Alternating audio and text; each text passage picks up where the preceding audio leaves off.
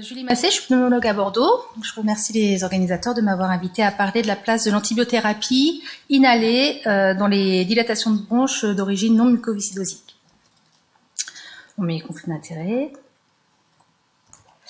Donc la présentation va suivre ce plan. Tout d'abord, on va parler un peu des généralités des DB, des aérosols. Ensuite, un point sur les recommandations des sociétés savantes. Ça va être rapide. Et puis ensuite, les différentes études qu'on peut retrouver dans différentes situations. Donc j'ai choisi de classer par indication plutôt que par molécule. Donc tout d'abord les études dans l'infection chronique à Pio, les études dans l'infection chronique tout germe confondu, les études dans l'exacerbation bronchique, celle dans la primo-infection à Pseudomonas aeruginosa, quelques données de méta-analyse et la conclusion. Donc, très schématiquement, les dilatations de bronches se compliquent souvent d'exacerbations respiratoires, souvent en lien avec une infection bronchique chronique. Les exacerbations respiratoires peuvent s'accompagner d'un déclin de la fonction respiratoire et d'une altération de la qualité de vie. Les pathogènes les plus fréquemment rencontrés sont Haemophilus influenzae et le PIO. On a différentes études sur la microbiologie de l'infection chronique bronchique des DDB. Donc cette étude d'Angril en 2002 avait porté sur 75 sujets. Le même jour, ils avaient un écouvillon, un ECBC et une fibro avec une brosse et un LBA. Et on retrouve le germe le plus fréquemment, c'est l'Haemophilus influenzae, présent dans 26% des cas des ECBC. Ensuite, on avait le pneumocoque, 14%, et le PIO, 9%. Et les données du LBA étaient superposables. Pasteur a trouvé les mêmes données avec un ECBC positif à Haemophilus dans chez les 52 patients, donc 35% des cas, et le PIO chez 31% des patients DDB. Dans cette étude, il y avait 4 patients mucoviscidosiques, ça fait peu sur les 150 patients. Et l'hémophilus était chronique chez 17% des patients, et le PIO était chronique dans 24% des cas. Une autre étude qui retrouve les mêmes données avec l'hémophilus qui est en tête de file à 47% des patients et le PIO chez 12% des patients est retrouvé de façon chronique chez 40% des patients pour l'hémophilus et 18% pour le PIO. Donc la présence de Pseudomonas aeruginosa, elle est associée dans les dilatations de bronches non muco à une réduction de la qualité de vie, à une augmentation du risque d'exacerbation, un déclin plus rapide de la fonction respiratoire et une augmentation de la mortalité. Et il a été montré que plus la densité bactérienne est élevée dans le CBC, plus les symptômes respiratoires sont sévères, et de même, le risque d'exacerbation ou d'hospitalisation est plus élevé.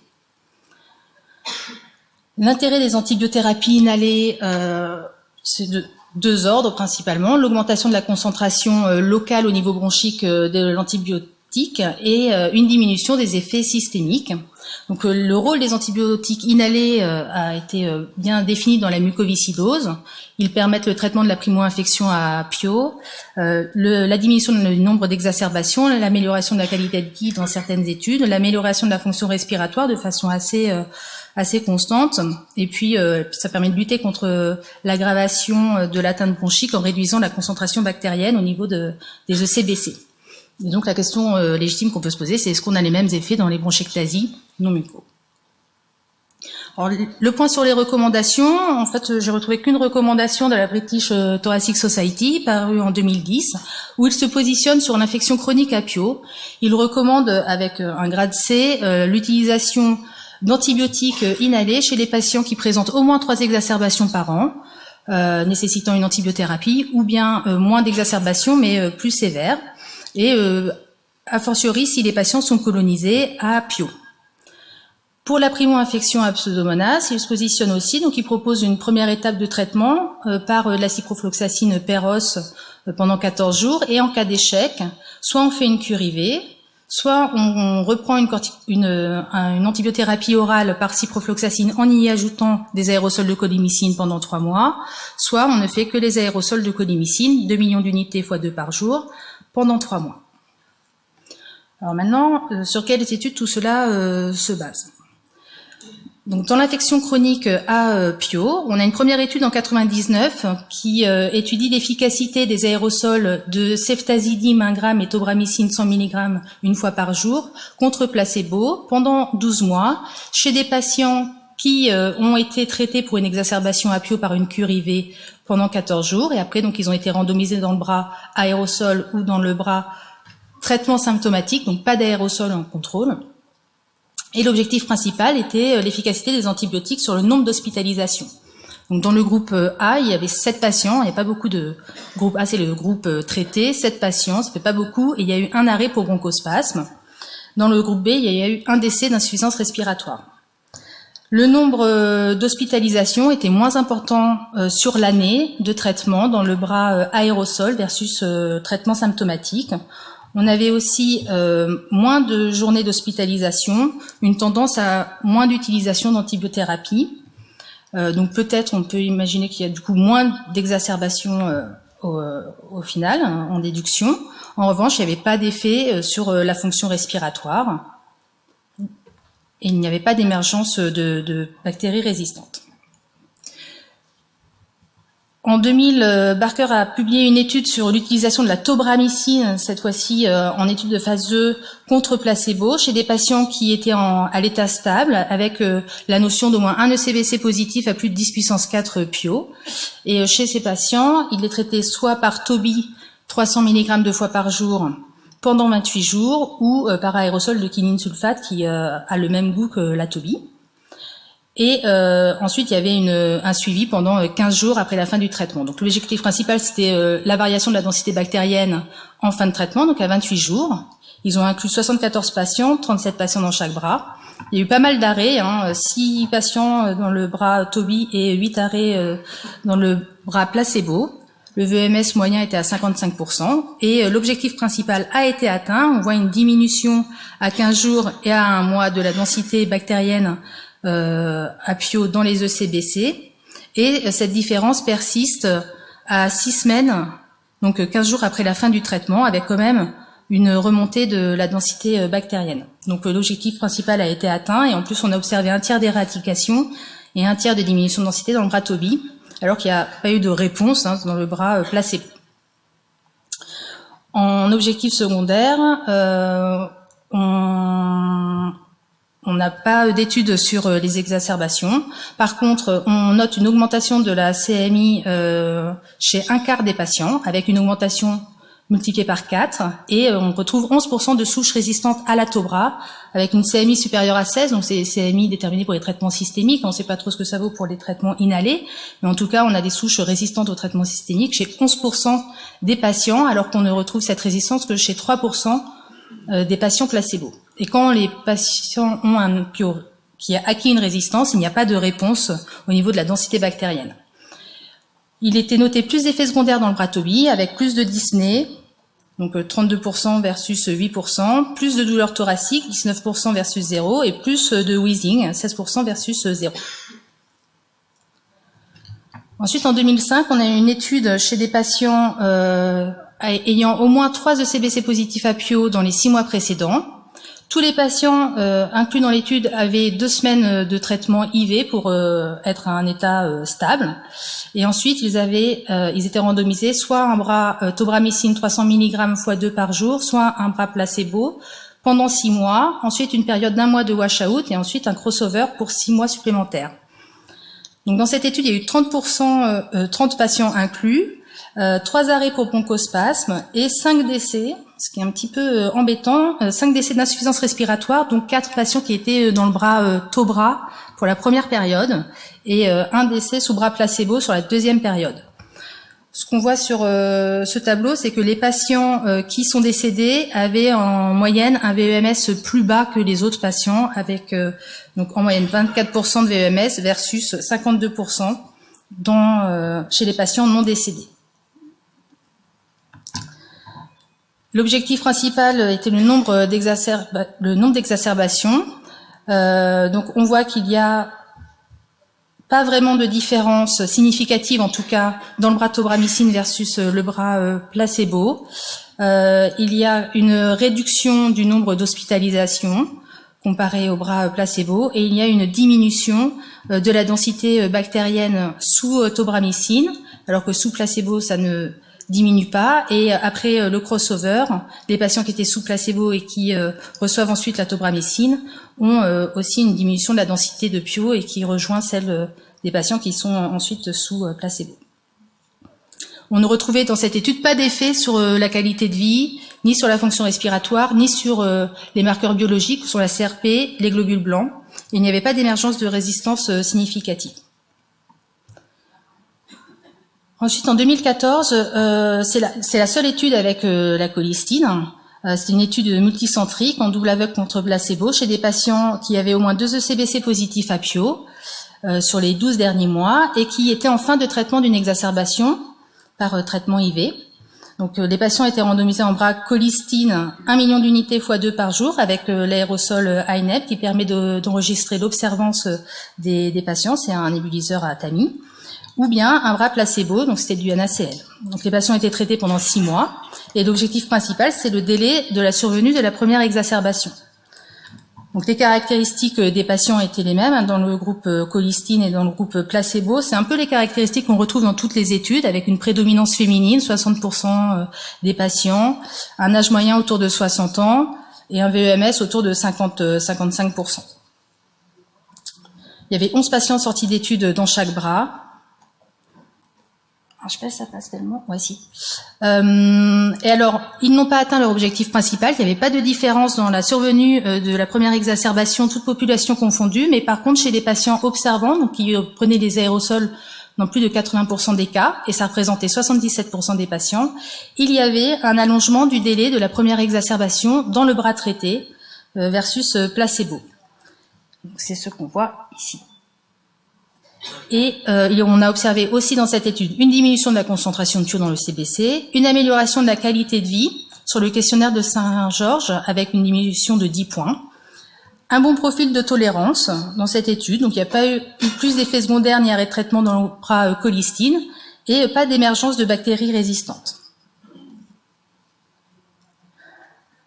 Ensuite, cette étude de phase 2 sur la ciprofloxacine nébulisée, chez des patients en état stable avec un ECBC positif à PIO sensible à la ciprofloxacine et ayant présenté au moins 2 exacerbations dans l'année précédente.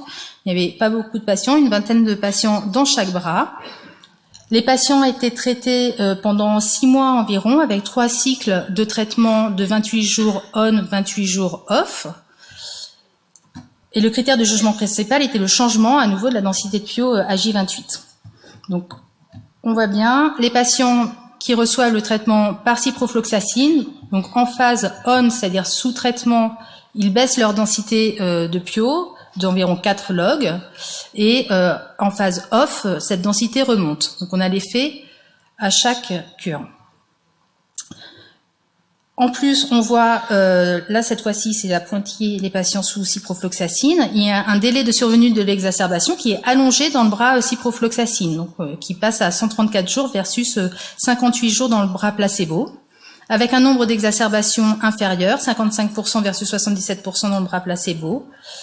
Il n'y avait pas de différence d'apparition de résistance, mais tout de même, dans les 2 bras, il y avait un nombre élevé de souches intermédiaire ou résistante à la ciprofloxacine, et c'était plus important dans le bras traité par ciprofloxacine. Il y avait un bon profil de tolérance de cet aérosol. Ensuite, quand on prend les infections bronchiques chroniques, tous germes confondus, donc pas seulement du PIO, mais n'importe quelle bactérie considérée comme pathogène, hors Mycobacteries et Aspergillus. On a une étude avec la gentamicine pendant 1 an chez des patients qui présentent au moins 3 ECBC positifs dans l'année, au moins 2 exacerbations et un VEMS supérieur à 30%. Et les patients ont reçu 1 an de gentamicine inhalée à 80 mg matin et soir versus placebo. Et après, il y avait un suivi pendant 3 mois après la fin du traitement. Et l'objectif principal était encore une donnée microbiologique, donc la diminution d'au moins 1 log de concentration bactérienne dans le CBC. Donc, je vous ai mis les colonisations des patients, enfin les résultats des ECBC, c'était à peu près superposable, il n'y avait pas de différence significative, principalement du PIO et de l'hémophilus, comme on avait vu dans les dans les études précédentes. On avait 27 patients qui étaient dans le bras gentamicine et 30 patients dans le bras placebo. Et dans cette étude, il y avait l'objectif principal qui était atteint, avec une diminution significative de la concentration bactérienne dans les ECBC, mais à l'arrêt du traitement, donc après M12, l'effet ne persistait pas. Dans le groupe gentamicine, il y avait une éradication bactérienne plus importante que dans le bras placebo. Donc 30% des patients qui avaient du PIO avaient une éradication du PIO, et 93% des patients qui étaient infectés à un autre germe avaient l'éradication de ce germe. On n'a pas observé de développement de résistance à la gentamicine AM12 et tout au long de l'étude, globalement, la qualité de vie était améliorée chez les patients sous gentamicine de façon plus importante que chez les patients sous placebo. Donc ça reposait sur le questionnaire de Saint-Georges et le LCQ. Et à 12 mois, c'était toujours valable pour le questionnaire de Saint-Georges. Donc il y avait 60 à 80% des patients sous traitement Genta qui avaient une amélioration de la qualité de vie, versus 20 à 30% chez les patients placebo. Il y avait aussi moins d'exacerbations, 33% des patients sous Genta versus 80% des patients sous placebo, et aussi une augmentation du délai avant la première exacerbation. Le profil de tolérance était plutôt bon, avec 2 arrêts dans chaque groupe, et comme dans toutes les autres études, finalement, pas de modification de la fonction respiratoire sur VEMS et CVF. Ensuite, toujours dans ce cadre d'infection chronique à germes pathogènes, mais pas uniquement PIO, on a une étude avec la ciprofloxacine, cette fois-ci avec un dispositif poudre. Donc c'est pas en aérosol, c'est un dispositif de poudre inhalée. C'était une étude multicentrique chez des patients stables qui avaient présenté au moins 2 exacerbations dans l'année et qui avaient donc un ECBC positif. Ils recevaient soit la ciprofloxacine, soit le placebo. Le placebo était pris avec le même dispositif que la cipro. Et le traitement était pris pendant 28 jours et ensuite il y avait un suivi jusqu'à J84. L'objectif primaire, c'était à nouveau la réduction de la concentration bactérienne dans le CBC à J28. On avait 60 patients dans le bras ciprofloxacine, 64 patients dans le bras placebo. Donc on retrouve une prédominance de Pseudomonas aeruginosa, environ 50%. Ensuite, l'Haemophilus influenzae, environ un quart des patients. Puis le staphylocoque doré, le pneumocoque. Donc cette étude a permis de montrer une diminution significative de la concentration bactérienne à J28 et ça commence dès J8. Par contre, à l'arrêt du traitement, il y a une disparition de cet effet sur la densité bactérienne. L'éradication était plus importante chez les patients dans le bras traité, mais pareil, finalement, en fin d'étude, il n'y avait plus de différence sur l'éradication entre les 2 bras. Il n'y a pas eu de différence sur l'émergence de nouveaux germes, mais par contre, il y a eu plus d'apparition de résistance à la ciprofloxacine dans le bras traité. Donc 6 patients avaient une résistance à la cipro versus aucun patient dans le groupe placebo. Cependant, ce qu'il est important de noter, c'est que quand ils arrêtent le traitement par ciprofloxacine, la résistance, enfin la sensibilité à la ciprofloxacine revient. Donc c'est un effet réversible. Il n'y avait pas de différence sur la survenue d'exacerbation, ni sur la fonction respiratoire, ni sur la qualité de vie, ni en termes d'effets secondaires. Donc peut-être que le temps de traitement était trop court pour voir une différence. En tout cas, c'était bien toléré, mais beaucoup d'apparitions de résistance sous traitement, 10% des patients. Ensuite, la seule étude avec l'astréonam dont on dispose, donc c'était une étude sur la qualité de vie. Les patients étaient traités par astréonam, donc ASLI nébulisé, 75 mg 3 fois par jour avec le nébuliseur eFlow, pendant 2 cycles de 4 semaines, 4 semaines on, 4 semaines off, versus placebo. Et l'objectif n'a pas été atteint, avec pas de différence sur la qualité de vie et pas de réduction non plus sur le nombre d'exacerbations, mais par contre un profil de tolérance plutôt mauvais, avec plus d'arrêts de traitement pour effets secondaires dans le bras ASLI versus le bras placebo. Ensuite, dans le traitement de l'exacerbation respiratoire, APIO, on a une étude qui s'est intéressée à l'ajout d'aérosols de tobramycine après un traitement, avec un traitement oral systémique par ciprofloxacine. Bon, il y avait 53 patients qui avaient des bronchiectasies, pas de muco, et une infection chronique à PIO sensible à la ciprofloxacine. Donc, lors d'une exacerbation, ils étaient randomisés. Ils prenaient un traitement pendant 14 jours par ciprofloxacine orale, 750 mg 2 fois par jour. Et soit ils étaient dans le bras traitement avec aérosol de tobramycine, 300 mg 2 fois par jour, soit un bras placebo, donc aérosol de NaCl, je crois, 2 fois par jour. Il n'y avait pas de différence significative sur les caractéristiques des patients. Et cette étude n'a pas atteint son objectif principal d'efficacité de traitement. Donc on avait seulement, on avait 70% des patients dans le groupe placebo qui étaient considérés comme guéris versus 50% dans le bras tobramycine. Il n'y avait pas non plus plus d'éradication du PIO dans le bras Tobi. Donc, dans cette étude, pas de supériorité clinique en ajoutant de la Tobi à la ciprofloxacine pour le traitement des exacerbations. On avait une tendance à la réduction de la concentration de PIO dans les ECBC, mais c'était pas significatif non plus. Par contre, il y avait plus de sibilants, pas de différence sur l'émergence de résistance à la ciprofloxacine, et on n'a pas de notion dans cette étude de l'effet de l'antibiothérapie inhalée sur le délai de survenue d'une nouvelle exacerbation. Pardon. Ensuite, dans la primo-infection à PIO, chez les patients porteurs de DDB, donc on a une étude prospective monocentrique sur 35 patients qui avaient une primo-infection à PIO. Donc ils recevaient tous 14 jours de ceftazidime plus tobramycine IV, et puis après ils étaient randomisés soit dans un bras tobramycine inhalé 300 mg 2 fois par jour, soit dans un bras placebo. Et ensuite ils étaient suivis pendant 12 mois. Dans cette étude, on montre qu'il y a un meilleur taux d'éradication de PIO, avec dans le groupe Tobi 90% des patients AM1 qui n'ont pas de PIO, versus 76% dans le groupe placebo, et 54% AM15 versus 29%. Donc il y a une persistance de la non-résurgence du PIO dans le bras tobramycine versus placebo. Donc les plus de cette étude, c'est que les patients présentaient moins d'exacerbations, en moyenne 1,27 versus 2,5 dans le bras placebo, moins d'hospitalisation aussi, il y avait moins d'antibiothérapie, ça c'était pas significatif mais il y avait quand même une tendance. On n'a pas noté d'émergence de résistance dans cette étude. Les points négatifs, il y a eu 5 arrêts pour bronchospasme. Alors c'était à nouveau des patients avec un VMS plus bas que les autres. Et il n'y avait, comme dans les autres études, pas d'effet sur la biologie, ni sur les EFR. Et il n'y avait pas d'effet sur le questionnaire de Saint-Georges.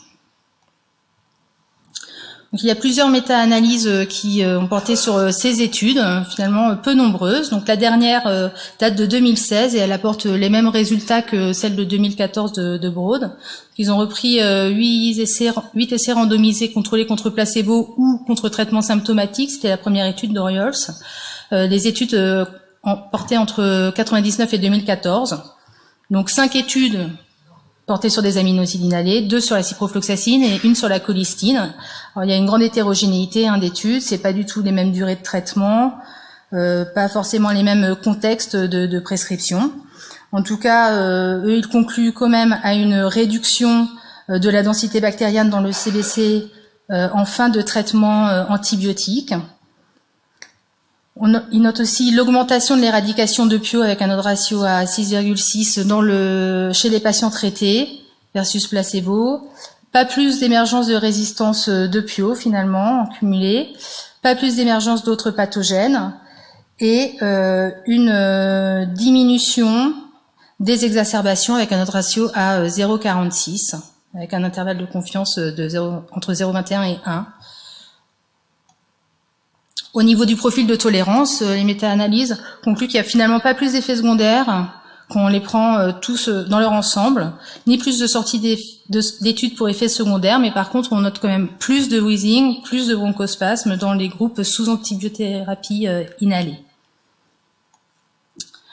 Donc en conclusion, c'est un positionnement qui est personnel, mais c'est sujet controverse et c'est difficile de se positionner avec les études dont on dispose. Je pense qu'on peut dire que les antibiotiques inhalés par voie nébulisée ou système poudre peuvent avoir une efficacité clinique avec une diminution des exacerbations, du nombre de jours thérapie, du nombre de jours d'hospitalisation, du nombre d'hospitalisations, et on note même parfois dans certaines études une amélioration de la qualité de vie. Au niveau microbiologique, ça c'est vraiment plus clair, il y a une diminution de la concentration bactérienne dans le CBC, et on note un meilleur taux d'éradication du PIO, mais on n'a aucun effet sur la fonction respiratoire. Est-ce que c'est ce qu'on attend des antibiotiques inhalés ou si je ne sais pas. En tout cas, dans la muco, il y a une amélioration de la fonction respiratoire. Là, il n'y en a pas. Le plus souvent, on n'a pas d'amélioration de la qualité de vie et la survenue de bronchospasme est fréquente. Ensuite, l'autre inconvénient important, je pense, c'est au niveau microbiologique, l'émergence de résistances. Même si elles disparaissent ensuite, sous traitement, on observe des résistances, des CMI plus élevées, notamment sous ciprofloxacine inhalée, donc ce qui peut être un peu gênant. Après, quand prescrire du coup ces antibiotiques inhalés dans les DDB non mucaux? Alors, il y a différentes situations. Probablement dans les infections chroniques à PIO ou avec d'autres pathogènes quand il y a des exacerbations fréquentes.